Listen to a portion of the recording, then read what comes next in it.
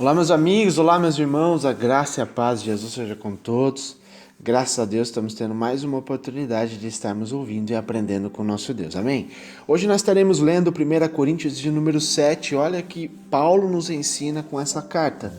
Ele diz assim: quanto aos assuntos sobre os quais vocês escreveram, é bom que o homem não toque em mulher, mas por causa da imoralidade, cada um deve ter sua esposa e cada mulher o seu próprio marido.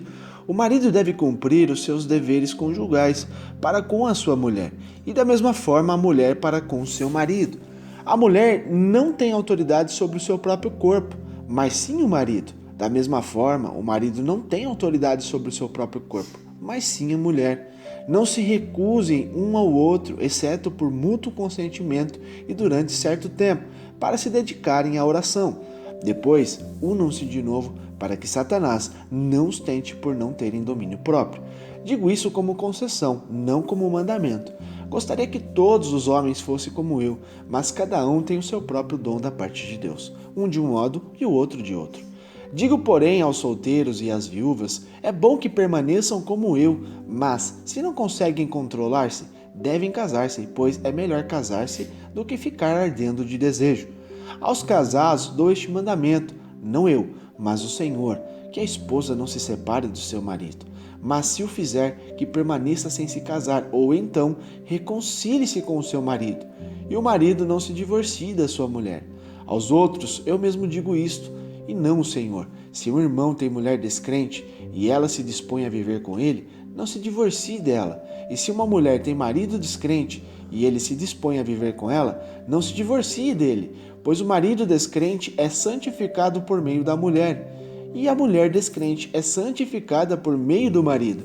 Se assim não fosse, os seus filhos seriam impuros, mas agora são santos. Todavia, se o descrente separar-se, que se separe. Em tais casos, o irmão ou a irmã não fique debaixo da servidão. Deus nos chamou para vivermos em paz. Você, mulher, como sabe se salvará seu marido? Ou você, marido, como sabe se salvará sua mulher? Entretanto, cada um continue vivendo na condição que o Senhor lhe designou e de acordo com o chamado de Deus. Esta é minha ordem para todas as igrejas. Foi alguém chamado sendo já circunciso? Não desfaça a sua circuncisão. Foi alguém chamado sendo incircunciso? Não se circuncide. A circuncisão nada significa e a incircuncisão também nada é. O que importa é obedecer os mandamentos de Deus. Cada um deve permanecer na condição em que foi chamado por Deus. Foi você chamado sendo escravo? Não se incomode com isso. Mas se você puder conseguir a liberdade, consiga. Pois aquele que, sendo escravo e foi chamado pelo Senhor, é liberto e pertence ao Senhor. Semelhantemente, aquele que era livre quando foi chamado é escravo de Cristo. Vocês foram comprados por alto preço. Não se tornem escravos de homens. Irmãos, cada um deve permanecer diante de Deus na condição em que foi chamado. Quanto às pessoas virgens, não tenho mandamento do Senhor, mas dou meu parecer como alguém que, pela misericórdia de Deus, é digno de confiança. Por causa dos problemas atuais, penso que é melhor o homem permanecer como está. Você está casado? Não procure separar-se. Está solteiro? Não procure esposa. Mas, se vier a casar-se, não cometa pecado. E se uma virgem se casar, também não cometa pecado. Mas aqueles que casarem enfrentarão muitas dificuldades na vida, e eu gostaria de poupá-los disso. O que quero dizer é que o tempo é pouco. De agora em diante, aqueles que têm esposa vivam como se não tivessem, aqueles que choram como se não chorassem, os que estão felizes como se não estivessem, os que compram algo como se nada possuíssem, os que usam as coisas do mundo como se não as usassem, porque a forma presente deste mundo está passando. Eu gostaria de vê-los livres de preocupações. O homem que não é casado preocupa-se com as coisas do Senhor, em como agradar ao Senhor. Mas o homem que é casado preocupa-se com as coisas deste mundo, em como agradar a sua mulher. E ele está dividido. Tanto a mulher não casada como a virgem procuram-se com as coisas do Senhor, para serem santas no corpo e no espírito. mas a casada preocupa-se com as coisas deste mundo e como agradar ao seu marido. Eu estou dizendo isso para o próprio bem de vocês, não para lhes impor restrições, mas para que vocês possam viver de maneira correta, em plena consagração ao Senhor. Se alguém acha que não está tratando sua filha como é devido e que ela está numa idade madura, pelo que ele sente-se obrigado a casá-la, faça como achar melhor, com isso não peca. Deve permitir que se case. Contudo, o que se mantém firme no seu propósito e não é dominado por seus impulsos, mas domina sua própria vontade, e resolveu manter solteira sua filha, este também faz bem. De modo que aquele que dá sua filha em casamento faz bem, mas o que não a dá em casamento faz melhor. A mulher está ligada a seu marido enquanto ele viver, mas se o marido morrer, ela está livre para se casar com quem quiser, contanto que ela lhe pertence ao Senhor. Em meu parecer, ela será mais feliz se permanecer como está, e penso que também tem o Espírito de Deus. Amém? Meus amados, aqui a gente vê Paulo trazendo alguns ensinamentos, né, a esse povo de Corinto. A gente vê que ele diz assim, coisas que me escreveste, depois de falar sobre os problemas mencionados pela família de Cloe, lá em 1 Coríntios que a gente leu, capítulo 1, a gente vê que Paulo começou aqui a responder agora algumas perguntas que eles foram fazendo a ele, né? E aqui ele vem trazendo algumas respostas para o povo. Ele diz assim, bom seria que o homem não tocasse em mulher. Havia duas posições extremas na igreja de Corinto, meus amados. Os dois grupos falsamente separavam o físico e o espiritual. Eles acreditavam que um não afetaria o outro.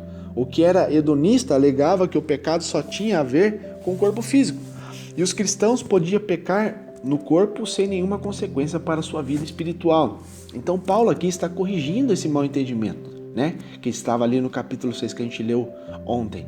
O outro grupo acreditava que as coisas espirituais eram boas e as físicas eram más. Além disso, eles acreditavam que para ser realmente espiritual, o indivíduo aqui teria de reprimir todo o seu desejo físico, né? Os proponentes aqui dessa visão, meus amados, eles alegavam que o celibato era o único estilo de vida correto. Porém, o apóstolo aqui também corrigiu esse equívoco, né, explicando que, embora as relações sexuais no casamento sejam boas, ele optou pelo celibato, né, por vontade própria, entendeu? Ele está dizendo que era o dom dele, né? Deus permitiu ele ser assim. Celibato, meus amados, é o estado em que determina uma pessoa se comprometer em não se casar ou manter relações sexuais com outra pessoa, né? E celibato aqui é uma prática de se separar dos prazeres mundanos, ele de dedicar exclusivamente a servir a Deus. Isso é celibato. Ele simplesmente, o foco dele é só servir a Deus, ele não tem outras distrações, ele não tem ali, né, outras preocupações como a família, filhos. Isso é o celibato. E, meus amados, isso aqui é um dom de Deus, tá? Não estou dizendo que todos devem seguir isso. Paulo teve esse dom de ser só em respeito à família, né? Então o foco de Paulo simplesmente era Deus, só Deus. Amém? Isso é o celibato. Era o único estilo de vida correto para ele, né? Então, Paulo aqui vai trazendo, né, essas explicações, né, de como servir a Deus perfeitamente. E por causa de muita prostituição que havia ali, meus amados, uma prostituição desenfreada que estava ali em Corinto, Paulo aqui incentivou os que poderiam ser tentados a cometer o pecado sexual, que eles casassem, né? Ele diz assim, é melhor desenvolver um relacionamento permanente com a sua esposa ou seu marido do que você cair no pecado sexual, do que você, né, fornicar, do que você, né, se envolver com prostitutas e por aí diante. Então ele está dizendo aqui, né, é melhor, se você não consegue segurar, se você não tem o dom de ter o celibato dentro de você, então case, ache uma mulher, procure uma mulher ali para você casar e constituir a sua família, né? Então ele está falando sobre benevolência aqui também. Marido e esposa têm o dever de manter as relações sexuais um com o outro, para que nenhum deles, meus amados, seja tentado por Satanás a ter relações fora do casamento. Então tudo tem que ter um equilíbrio. Tudo tem um equilíbrio. Marido, esposa, tem que se equilibrar, né, ali dentro das relações, dentro do casamento, em todos os aspectos, inclusive sobre os atos sexuais, amém? E ele está dizendo assim, digo, porém, isso como que por permissão e não por mandamento. Quer dizer, eu não estou criando um mandamento, eu estou tendo permissão de Deus de instruir vocês o que é melhor, né? Essa sucinta aqui, oração, ele revela-nos um importante entendimento acerca do método, né, de argumentação que Paulo usou e também do que nós cristãos hoje, nos dias de hoje, devemos considerar como mandamento ou como opção, né? Se Paulo tivesse indicado que esse ensino fosse um mandamento, nós estaríamos debaixo de uma obrigação, mas não é isso que Paulo está trazendo. Ele está trazendo aqui a visão dele, né? Quando é mandamento do Senhor, ele enfatiza, ó, não sou eu que estou dizendo, mas é mandamento do Senhor. Então o apóstolo Paulo aqui, por vezes, deu ordens diretas ou falou de modo tão direto sobre uma questão, que isso se tornou um ensino do Senhor. Então a passagem de 1 Coríntios, principalmente no 11, a gente vê, por exemplo, que ele apresenta aqui umas ordens sobre como as coisas deveriam ser conduzidas à mesa do Senhor. Os ensinos de Paulo, meus amados, sobre os dons, em 1 Coríntios 12, 14, né, não são meras opiniões, mas verdades apostólicas. E no versículo 7 aqui a gente está vendo que ele afirmou preferir que os solteiros fossem como ele, mas reconheceu que Deus tem propósito e habilidades diferentes para o seu povo. Cada um tem um dom e uma habilidade, meus amados, amém? Tem pessoas que conseguem, pessoas que têm um dom de ser sós, não se casar e servir somente ao Senhor, porém tem pessoas que não conseguem, amém? Então, bom, para os que eram casados, mas agora estão viúvos, é bom ser como Paulo, pois estar sozinho dá uma oportunidade maior para trabalhar para Cristo. Por outro lado, ele reconheceu que são poucos os que podem conter-se no sentido de ficar sem relações sexuais. O bom do versículo aqui 8, a gente deve ser equilibrado com o ensino de Gênesis 2,18, no qual Deus diz que não é bom que o homem esteja só. Amém? Então aqui, meus amados, é um dom. Aquele que tem, né, a condição de viver só, simplesmente para fazer a obra de Deus, é um dom de Deus, porque Deus constituiu o homem para constituir família. Amém? Então são dons específicos que Deus entrega a uma pessoa. Então ele está dizendo aqui, é melhor casar do que abrasar-se, do que fornicar. Ele está dizendo assim, os que ardem de paixão devem ir em frente em se casar, em vez de lutar contra o desejo sexual. Então está dizendo, meus amados, se você não consegue se conter, né? Se você não consegue se conter os seus desejos, é melhor você casar. É melhor você ter sua esposa. Com a tua esposa você faz tudo o que você quiser ali dentro do seu casamento, certo? Agora, se você fica sem casar, sem ter uma esposa, e você fica ardendo, você é muito propício a cometer pecado. Então Paulo deixou claro, né, a preocupação que ele tem aqui com essas pessoas, e passou a falar dos casados. Ele discorreu sobre os mandamentos que Cristo deixou sobre o tema, né, enquanto esteve em terra, e, além de apresentar aqui a visão que ele tem como apóstolo do Senhor. Ele diz assim, não eu, mas o Senhor, quando Cristo esteve aqui na terra, ele disse que não devemos divorciar de nosso cônjuge. Em vez de divórcio, Paulo usou a palavra aqui, chorizo, né, que é traduzida pelo verbo apartar-se, separar-se, né? A ideia é a mesma. O marido e a esposa cristão, meus amados, não devem deixar um ao outro. A afirmação adicional de que se o casal se divorciar deve ficar sem casar, né, condiz com o ensinamento de Jesus lá em Marcos 10, do 9 ao 12. Você pode ler isso daí. Ele está dizendo, meus amados, que temos que seguir os mandamentos do Senhor. O que Deus une, meus amados, o homem não pode separar. O casamento foi criado, o casamento foi constituído para ser eterno. Amém? Então quando você escolhe a tua esposa, quando você tem a certeza que é projeto de Deus na tua vida, que é uma mulher que Deus colocou na tua vida e você casou, meus amados, ele diz lá em cima, vocês vão ter muita dificuldade, vocês vão passar por muitos problemas, mas não abandone, não largue, não traia, você entendeu? Suporte, tem que suportar, meus amados, tem que aguentar, tem que ser sábio. Amém? Isso são os ensinamentos que Paulo está trazendo através do Senhor. Ele diz assim, digo eu, não o Senhor. Paulo apresentou um problema que não foi discutido por Jesus. Às vezes, o marido ou a esposa se converte, mas o outro não. E Paulo está trazendo aqui uma exortação ao cristão, né, a continuar casado se o cônjuge não cristão não quiser divorciar-se. Meus amados, ore. Ele está dizendo assim, não abandone se o seu cônjuge não é cristão, se ele ainda não é liberto, se ele ainda não se converteu ao Senhor Jesus. Ore, porque o Senhor pode alcançar a vida dele, com certeza, através de você, vai alcançar a vida do teu cônjuge e ele também vai aceitar ao Senhor para não viver nesse jugo desigual. Amém? Então Deus tem propósito também nisso. O principal significado aqui de santificado é separado. Aqui o termo se refere à situação especial de que a esposa ou o marido, incrédulos, né, eles desfrutam quando seu cônjuge é cristão. sendo expostos aos ensinos de Deus, né? Os imundos, neste contexto que ele está dizendo, provavelmente significa o oposto de santificado, né? Os filhos com um dos pais que seja cristão podem aprender coisas sobre Deus e chegar-se a Cristo. O que ele está dizendo aqui a respeito disso? Quando tem um casamento que um dos cônjuges é cristão e um dos cônjuges é incrédulo, através do que crê em Deus, através daquele que tem fidelidade com Deus, meus amados, a casa é purificada, a casa é alcançada pela misericórdia de Deus. O filho que está dividido, né, que o pai que não acredita em nada, ou a mãe que acredita em Deus, que serve a Deus, ela tem condições de ensinar ao filho o caminho, né? Para que o pai não venha desvirtuar a criança sobre a incredulidade, né, sobre as coisas mundanas, mas a mãe ali, ou o pai também, né, aquele que serve a Deus, pode estar trazendo as instruções de Cristo para a criança, para que a criança possa se chegar na presença de Deus, amém?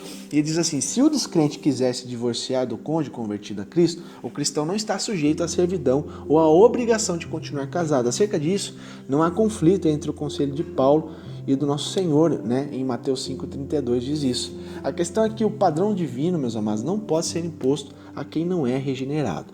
Não há nada que o cristão possa fazer a não ser submeter ao divórcio. O princípio mais importante é que Deus chamou-nos para a paz, para ser eterno, meus amados. O casamento é para ser eterno. Existem variáveis ali que acaba trazendo um divórcio, uma separação, mas é bom que o homem mantenha a paz dentro da tua casa, que tenha sabedoria, né, que tenha sanidade ali, para não fazer besteira, para no momento da emoção ali não estragar um projeto que Deus criou para o homem. Então, meus amados, a gente tem que ter muita sabedoria dentro do casamento, amém? E ele fala assim,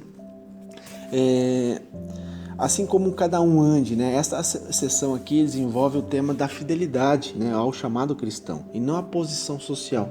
Não interessa se você é servo ou se você é liberto, pertence à classe alta ou à baixa, não, se tem poder ou se não tem poder, se é casado, se é solteiro. O importante, meus amados, é o chamado que recebemos de Deus, amém? É aquilo que Deus separou para mim e para você. Em Colossenses 3,11, a palavra de Deus diz a respeito disso. Olha o que o Senhor diz lá em Colossenses 3,11. Deixa eu separar aqui.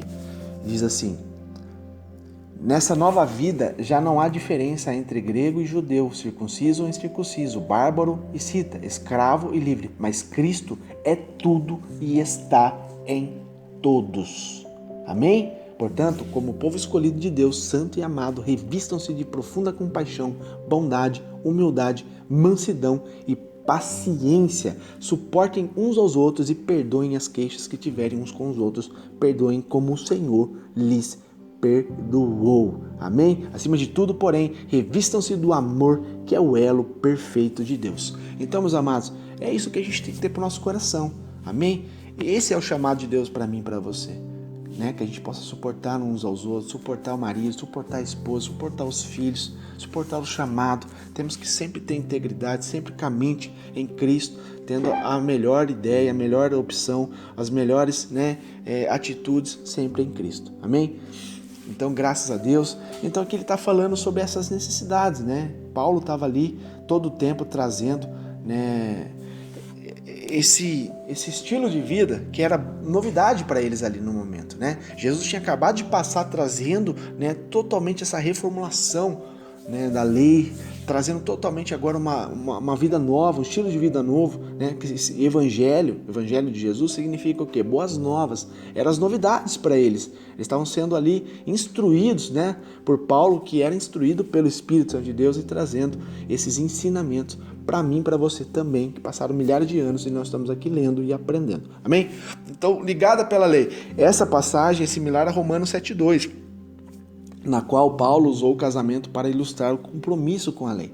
E aqui ele está enfatizando, meus amados, que o casamento deve ser para toda a vida. Caso um dos cônjuges morra, a única restrição que ele fala assim em relação ao novo casamento é que a pessoa se case com um cristão, para não ter mais problema na vida, né? Mesmo sendo permitido que a pessoa se una ao matrimônio novamente, Paulo ainda acredita que é mais prudente que ela permaneça solteira, porque assim ela pode fazer as coisas de Deus melhor. Porém, né, também ele diz assim, tem o Espírito de Deus, e o Espírito Santo capacitava Paulo não só para falar com autoridade apostólica, mas também com sabedoria espiritual. Então, meus amados, tudo que Paulo está dizendo aqui, né, não era meramente dele, e sim pelo Espírito Santo de Deus, que trazia ali os ensinamentos. Amém? Então, graças a Deus, essa é a palavra de hoje, meus amados. Eu creio que trouxe uma reflexão ao seu coração, trouxe uma sabedoria da parte de Deus, que você possa cada dia mais, usufruir da sabedoria de Deus para abençoar a tua casa, o teu casamento, e você também poder ajudar os demais irmãos. Amém? Que Deus abençoe, meus amados. Fiquem na graça e na paz de Jesus.